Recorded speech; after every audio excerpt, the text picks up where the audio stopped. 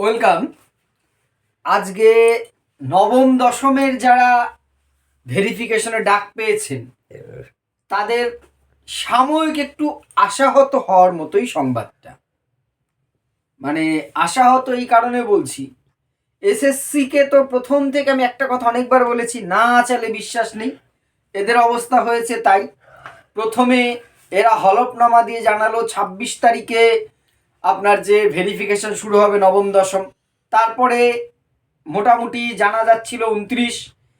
আপাতত যেটা মনে হচ্ছে বা যতটুকু যা নিউজ ১৮-এর যে পোর্টাল যেটা আছে ইলেকট্রিক মিডিয়াতে, সেখানে যে তথ্য এসছে তাতে করে কিন্তু আপাতত নবম দশমের যে ভেরিফিকেশন সেটা হচ্ছে না, পিছিয়ে যাচ্ছে।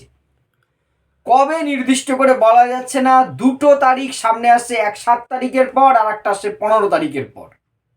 কোনোটাই সত্যি সেটা বলতে পারছি না, তবে এটুকু সত্যি ২৯ তারিখ থেকে, যেটা আমিও বলেছিলাম, বিভিন্ন জায়গা থেকে খবর আসছিল, আমি বলেছি আপনাদের এর আগে যে ২৯ তারিখ হওয়ার সম্ভাবনা, অন্তত যেটা প্ল্যান করেছিল যে বাংলা ইংরাজি এইটা আপাতত শুরু করে মাঝখানে অফ রাখা হতো। কেন অফ সেটা আগের ভিডিওতে আমি বলেছি। তাহলে এই মুহূর্তে এটাকে থামিয়ে দেওয়া হচ্ছে।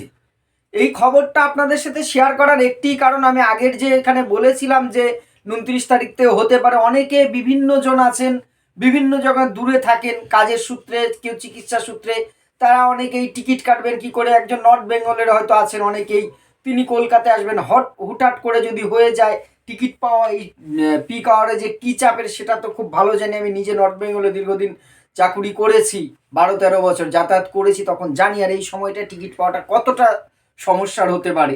ফলে একটা ধোঁয়াশায় রাখছিল স্কুল সার্ভিস কমিশন, এবং সেই ধোঁয়াশাটা এখন আরও বেশি করে বাড়িয়ে দিয়েছে।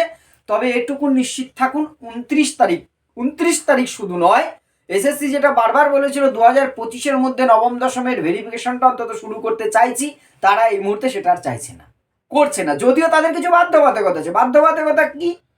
ওই যে একাদশ দ্বাদশে আরও প্রায় ১৫০ জন প্রার্থীর ডকুমেন্টস ভেরিফিকেশন, তথ্য যাচাই এবং ইন্টারভিউ কাম ডেমনস্ট্রেশন নিতে হবে।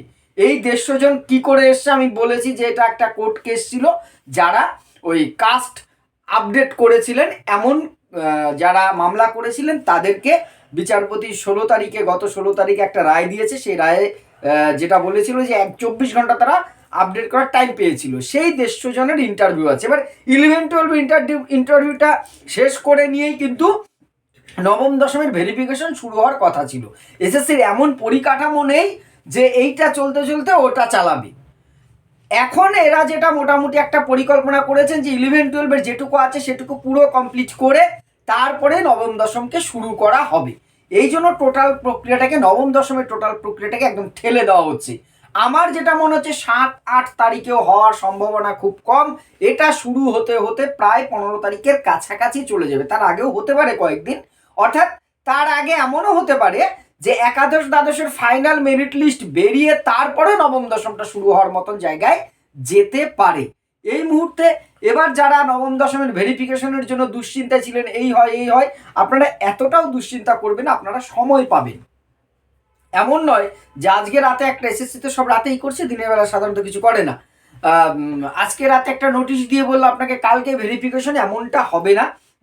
আর যাই হোক, এরা যাই বুঝুক না বুঝুক, এটুকু আছে যে একজন আলিপুরদুয়ার থেকে আসতে পারেন, একজন পুরুলিয়ার থেকে আসতে পারেন, এত দূর থেকে একজন মালদার থেকে আসতে পারেন, একজন বীরভূম থেকে আসতে পারেন, তাদেরকে ওই রকম একদিনের নোটিশে আনা সম্ভব নয়। আপনারা অন্তত ৩-৪ দিন আগে নোটিশটা পাবেন। সেই হিসেবেই বলছি, যদি ৩১ তারিখের মধ্যে ভেরিফিকেশনটা হতো তাহলে অন্তত আজকের মধ্যে নোটিফিকেশন বেরোতো। এমন নোটিফিকেশন বেরোয়নি। ইলেকট্রনিক সিটি পোর্টালে যেটা বলছে যে না, এই মুহূর্তে তেমন হচ্ছে না। আপনারা প্রস্তুতি যেমন নিচ্ছিলেন নিন। ডকুমেন্টস যেগুলো লাগবে সেটা আগেও আমিও বলেছি, আপনারা জানেন। সেই ডকুমেন্টসগুলো রেডি রাখুন, তৈরি রাখুন। ভেরিফিকেশন কিন্তু জানুয়ারি, অর্থাৎ নতুন বছর ২০২৬-এই হচ্ছে। যেহেতু হাতে এখন এসএসসির অনেক সময় আছে, রিল্যাক্সে খেলছে আর কি। সময় তো বলা আছে একদম আগস্ট পর্যন্ত সময় নিয়েছে কোর্টের কাছ থেকে যোগ্যদের স্কুলে ধরে রাখার। আর ৩১শে মার্চ অব্দি হলফনামা দিয়েছে।